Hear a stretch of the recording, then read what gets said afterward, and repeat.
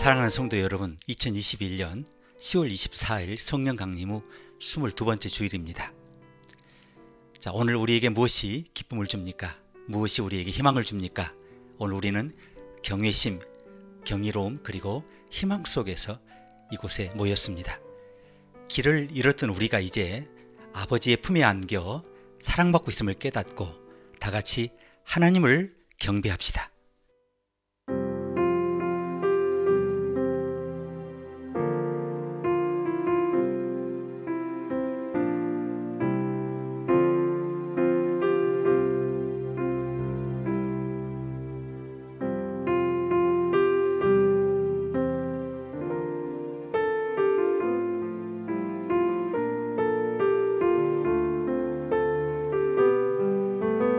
이 시간 우리가 그리스도 안에서 우리가 연합하여 성부, 성자와 성령을 경배합니다.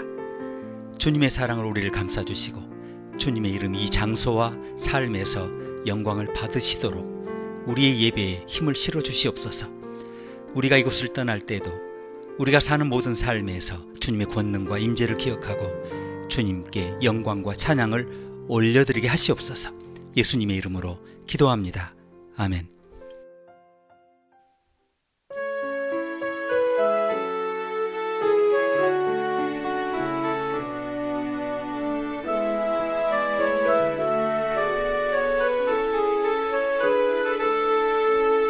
겸손히 주를 섬길 때 괴로운 일이 많으나 구주여 내게 힘 주사 잘 감당하게 하소서. 구주의 귀한 인내를 깨달게 하시고 굳건한 믿음 주셔서 늘 승리하게 하소서.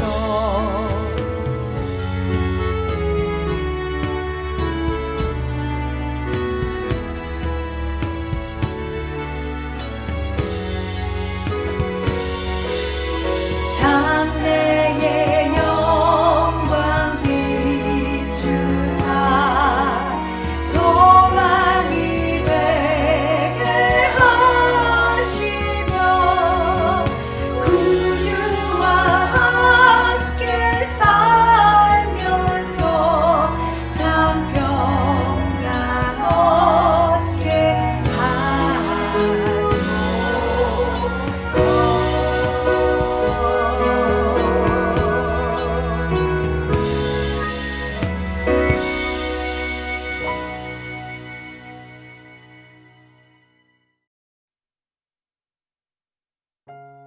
은혜로우신 주님, 경제적으로 불안정한 시기에도 우리의 모든 안전이 오직 주님에게 있음을 믿게 하시니 감사합니다. 우리는 주님이 우리의 모든 필요를 항상 풍성히 공급하심을 믿습니다. 주님 외에 우리를 도울 자 아무도 없고 모든 소망이 주님 안에 있는 것을 고백합니다. 이 어려운 시기에 우리가 또한 어려움을 겪고 있는 가난한 사람들과 함께 할 수 있도록 도와주시옵소서. 그들과 그들의 가족이 세상에서 품위 있게 살아가도록 그 필요한 모든 교육과 이웃과의 따뜻한 관계를 열어주시옵소서. 그들의 필요를 읽고 따뜻한 마음을 나눌 수 있는 형제 자매들을 연결시켜 주시옵소서.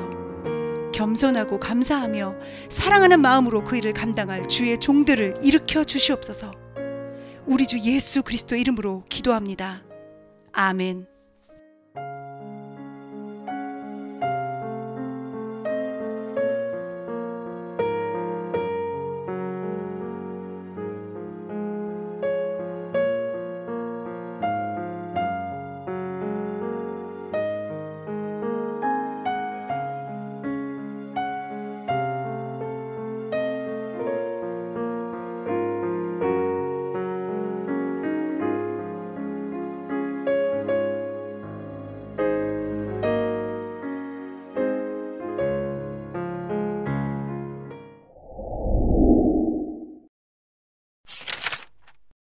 여호와의 말씀이 엘리야에게 임하여 이르시되 너는 일어나 시돈에 속한 사르밧으로 가서 거기 머물라.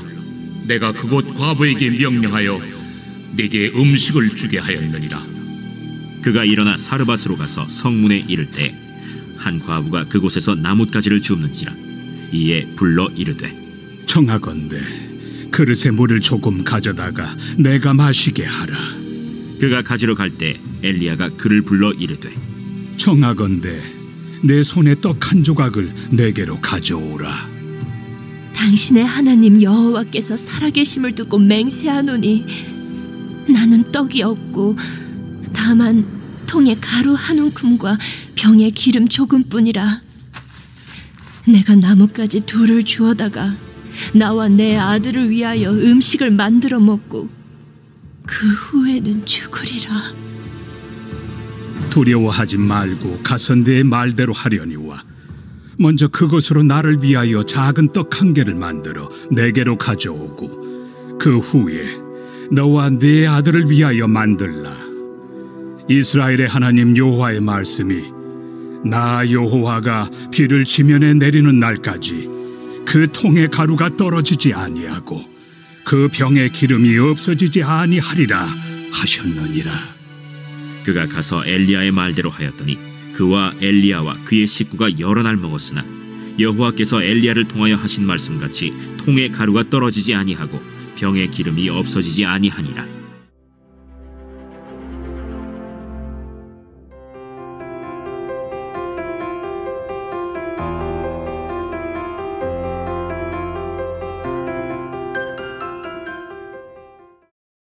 우리 모두는 코로나 바이러스로 인해 극심한 우울증의 시기를 겪고 있죠.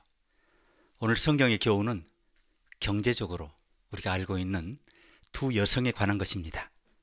둘 다 과부였습니다. 첫 번째 과부는 어느 날 성문으로 나가 나뭇가지를 줍고 있었습니다. 낯선 사람이 그녀에게 다가와 물을 좀 달라고 했습니다. 과부가 물을 구하러 갈 때 그 낯선 사람은 청컨대 내 손에 떡 한 조각을 내게로 가져오라고 외쳤습니다. 이것은 과부가 감당할 수 없는 것이었습니다. 과부가 대답합니다.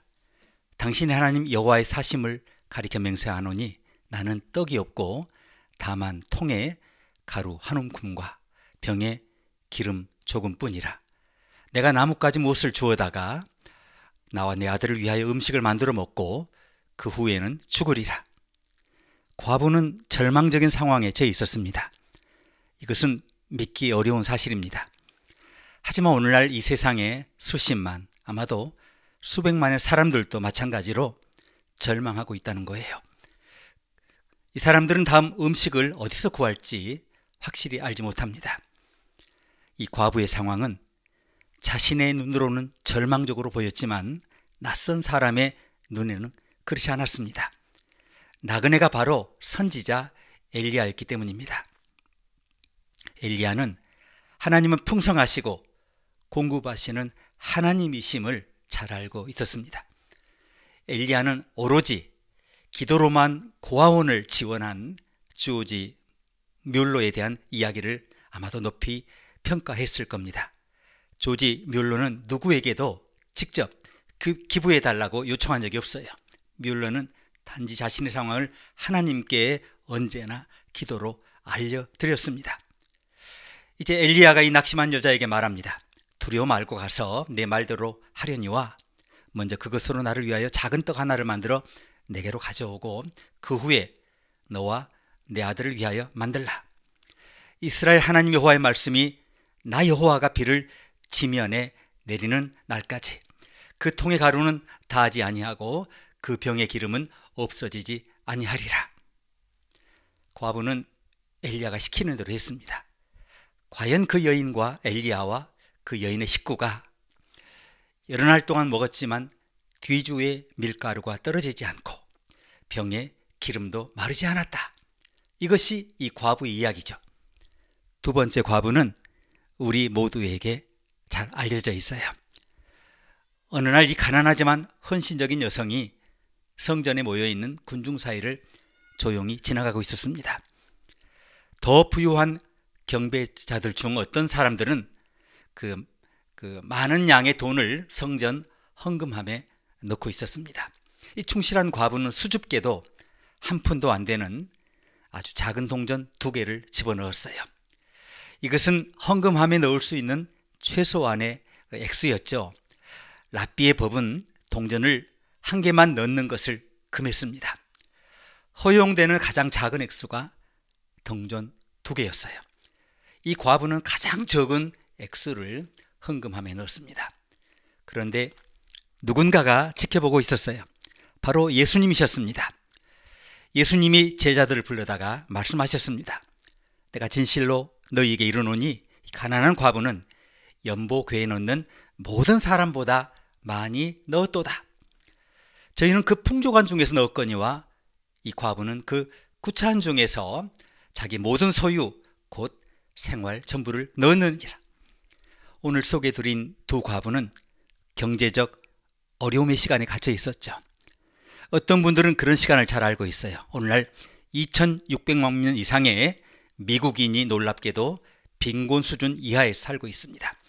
한 사회학자는 최근에 오늘날 미국의 젊은 가정 3명 중 1명이 곧 파산할 수 있는 수준이라고 말하죠. 누군가는 이렇게 말합니다. 살아가기가 정말 힘들다. 안정된 직업을 가진 사람들조차도 오늘날 살아가는 비용이 얼마나 많이 드는지 놀라게 돼요.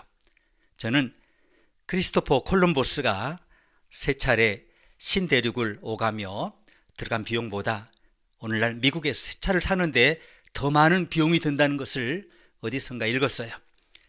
모든 것이 너무 비쌉니다. 그러나 신용은 여전히 비교적 쉽게 얻을 수 있어요. 우리 중 일부는 손쉬운 신용에 대한 값진 교훈을 배우고 있습니다. 사이러스 홀 맥코믹은 1831년에 수학기를 발명했습니다. 기계식 수학기죠. 유명한 맥코믹 장로의 신학교 이름이 이 사이러스 홀 맥코믹에게서 유래했어요. 그는 이 학교의 이사였습니다. 그러나 이것이 맥코믹의 성공에 대한 모든 얘기는 아니에요. 동시에 맥코믹은 할부 지불 계획이라는 것을 발명해서 발표했어요. 농부들은 한 번에 약간의 돈을 지불하고 새 기계를 구입할 수 있었습니다. 그것이 맥코믹이 성공한 진짜 이유였어요. 할부 계획을 통해 미국인들은 놀랍도록 높은 생활 수준을 달성할 수 있지만 어떤 사람들은 좋은 상품에 중독됩니다. 사람들은 그 달이 지나기도 전에 가진 돈을 다 소비하죠. 오늘 아침 여기에 그러한 문제에 대해서 잘 알고 계시는 분들이 많을 겁니다. 집에 경제 불황이 닥치면 우리가 어떻게 합니까? 우리가 필요로 하는 것은 많고 자원이 부족할 때 우리가 무엇을 해야 합니까? 물론 재정적인 것만이 아닐 수도 있어요.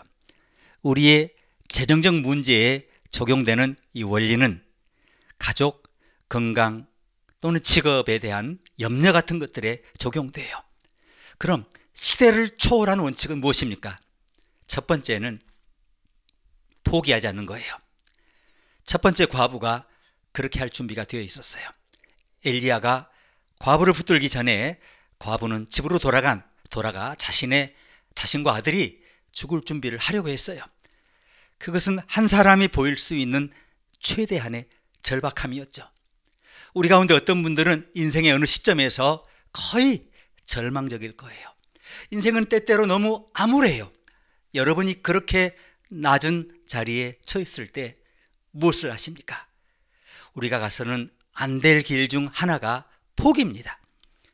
1986년 12월 20일 해리 플랫경이라는 사람이 영국 맨체스터에 있는 자택에서 사망했어요. 그때 이분의 나이가 100세였습니다. 플랫경이 잘 알려진 것은 그분이 100살까지 살았기 때문이 아니라 현대 정형외과의 창시자였기 때문이 아니라 왕립외과대학과 국제외과대학협회의 회장이었기 때문이 아니라 이 플랫경의 특이한 점은 어려서부터 만성병에 시달렸다는 거예요. 이 플랫경은 평생에 심각한 뼈와 관절 장애를 겪었어요. 플랫경이 얼마나 쉽게 화를 내며 사람들에게 미안해했을지 상상해 보십시오. 플랫경은 자신이 겪고 있는 고통을 알았어요. 그리고 다른 사람들을 돕기로 결심했어요. 어린 나이에 플랫경은 위대한 비밀 가운데 하나를 배웠어요. 그것은 포기하지 말라는 것입니다. 흉터를 스타로 만들라는 겁니다. 사람들은 테니스 스타 보리스 베커가 천재라고 말합니다. 베커는 17살에 윈블던에서 우승한 최연소 선수였죠. 베커는 자신의 가장 중요한 비밀을 이렇게 설명했어요. 나는 절대 포기하지 않습니다. 시합에서든 게임에서든 볼을 칠 때든 절대 포기하지 않습니다. 보리스 베커의 대담한 플레이 스타일은 절대 포기하지 않는 정신의 전형이었죠. 베커는 더러운 무릎과 피 묻은 팔꿈치로 다른 선수들이 포기할 볼을 받아내고 뛰고 질주했어요. 베커는 경기가 좋지 않을 때에 또 최선을 다하면 좋은 일이 생긴다는 것을 확신했어요. 이 진실에 대한 더 심각한 예를 들어보겠습니다. 때때로 누군가가 자신의 삶을 끝내기로 결심한 것처럼 보일 때 개입해야 되느냐고 물을 겁니다. 대답은 확실히 yes, 예입니다. 사람들은 종종 인생의 다운 시기에 자살을 결심하죠. 죽음을 준비하는 과부처럼 빠져나갈 길이 보이지 않아요. 하지만 조금만 더 버티면 상황이 확실히 밝아질 겁니다. 어려운 일이 우리 집에 닥쳤을 때 가장 먼저 해야 할 일은 포기하지 않는 거예요. 두 번째로 할 일은 하나님을 신뢰하는 것입니다. 우리가 믿음에 대해 이야기하는 만큼 하나님을 신뢰하는 것이 정말 어려운 분들이 있어요. 위대한 철학자 소에렌 키에르케고르 아시죠? 이분이 어떤 소년 시절의 경험을 썼습니다. 그는 아버지에게 수영을 배웠는데요. 두 팔로 물을 마구 튀기고 한 발로 물을 차면서 아버지를 부르는 거예요. 그러나 키에르케고르는 항상 엄지발가락으로 수영장 바닥을 딛고 있었다고 말합니다. 우리 중 많은 분들의 믿음이 그러하죠. 나는 믿음이 있다. 이렇게 선언하지만 그것은 검증되지 않은 믿음일 때가 많아요. 잠정적인 믿음이죠. 발가락 하나가 아직 바닥에 닿아 있어요. 어떤 분들에게는 두려움을 버리고 하나님을 신뢰하는 것이 엄청난 단계일 수 있어요. 그런 신앙은 나이가 들수록 정말 더 어려워질 수 있어요. 한 아빠가 4살짜리 아들을 지역의 YMCA 데려가 수영 강습에 관해 이야기했어요. 아빠는 약간의 불안을 가지고 있었어요. 아빠는 4살짜리 아이가 수영에 대해서 얼마나 배울 수 있을지 궁금했죠.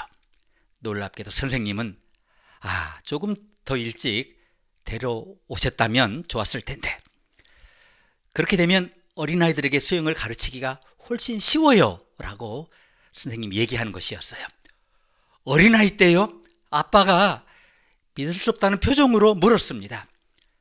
자, 선생님이 말합니다. 우리는 아이들이 걷기 전에 수영을 시키는 것을 좋아합니다. 선생님이 대답합니다. 잊지 마세요. 아기는 태어나기 전에 9개월 동안 물속에 있었다는 것을. 그래서 아기들은 여전히 믿음직스럽고 또한 아빠 엄마의 개입을 좋아한다는 것을. 그것은 사실이에요. 문제는 그 과정에서 우리가 하나님께 어린아이처럼 우리의 관심을 맡겨드린 그런 신뢰 능력을 잃고 있는 것은 아닌가 하는 것이에요. 첫째 과부는 하나님을 신뢰하지 않았어요. 엘리야는 과부에게 다가가 희망을 심어주었어요. 엘리야는 과부에게 하나님을 믿으라고 말해요. 오늘 가르침 세 번째는 예수님이 항상 우리를 지켜보고 계신다는 거예요.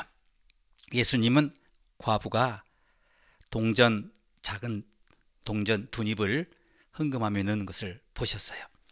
과부의 좌우는 빈약했지만 과부는 신뢰를 포기하지 않았죠.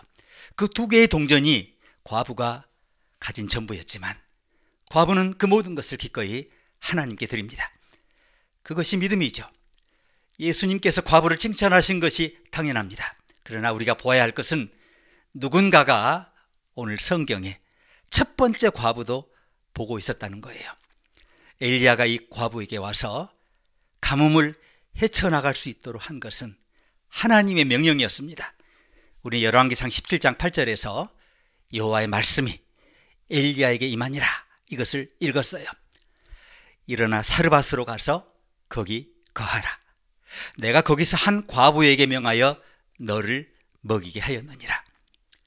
하나님의 거룩한 사람 엘리야는 하나님이 그 자신의 필요만을 채워주신 줄로 생각했지만 하나님은 이 과부와 그의 아들을 돌보셨어요. 엘리야와 과부의 가정 모두 하나님의 눈 아래에 있었어요. 그리고 우리도 마찬가지예요.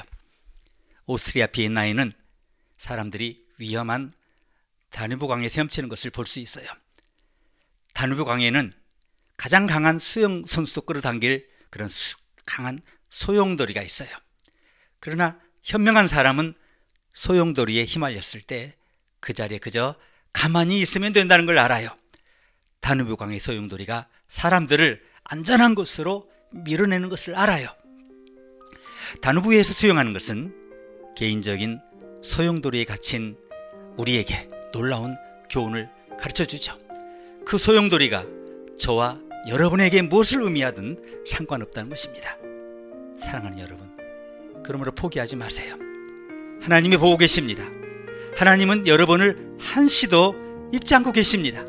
하나님이 저와 여러분이 결코 익사하지 않도록 내버려 두지 않으실 것입니다. 함께 통성으로 기도하시겠습니다.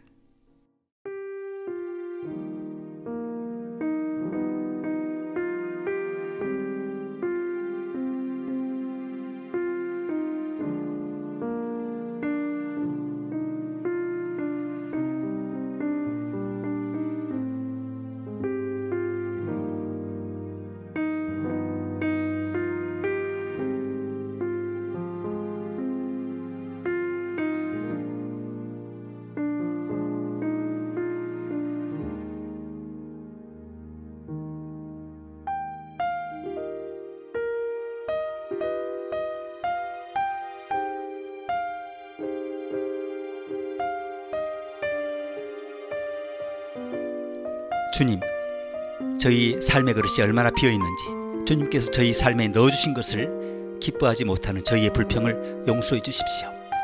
주님이 우리에게 주신 것을 쌓으려는 우리의 시도를 용서해 주십시오. 우리는 드릴 것이 너무 많습니다. 주님의 성령의 너그러운 사랑으로 우리의 마음을 넘치도록 채워주시옵소서. 굶주린 사람들을 먹이고 병자를 고치고 상한 사람들을 회복시키고 성령의 도움으로 새 생명과 새 희망과 새 기쁨을 불어넣을 수 있도록 우리에게 용기를 주시옵소서. 예수님의 이름으로 기도합니다. 아멘.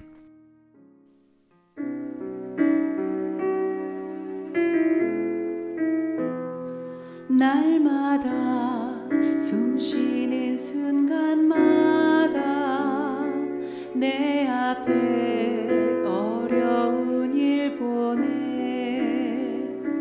주님 앞에 이 몸을 맡길 때 슬픔 없네 두려움 없네 주님의 그 자비로운 손길 항상 좋은 것 주시도다 사랑스레 아픔과 기쁨을 수고와 평화와 안식을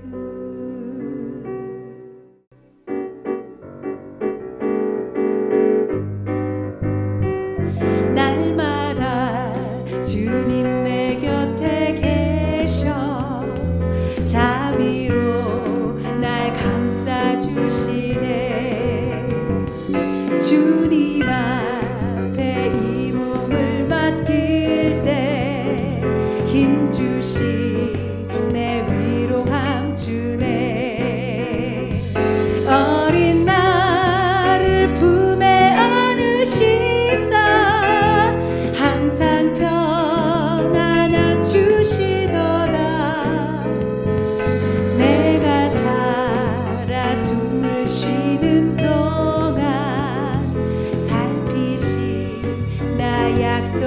하셨네.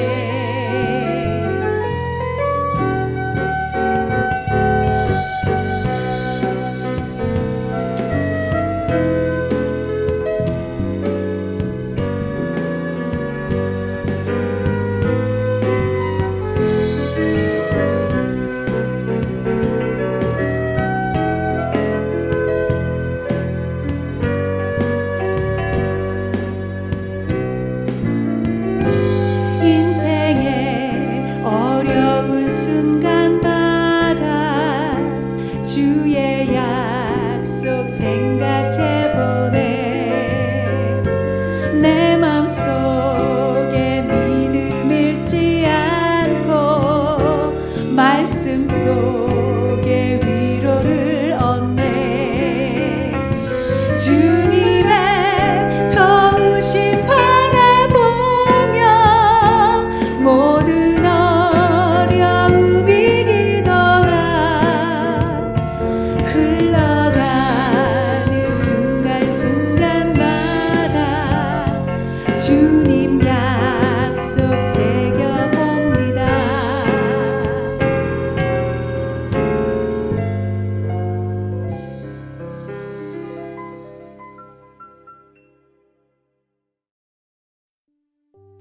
기도하시겠습니다.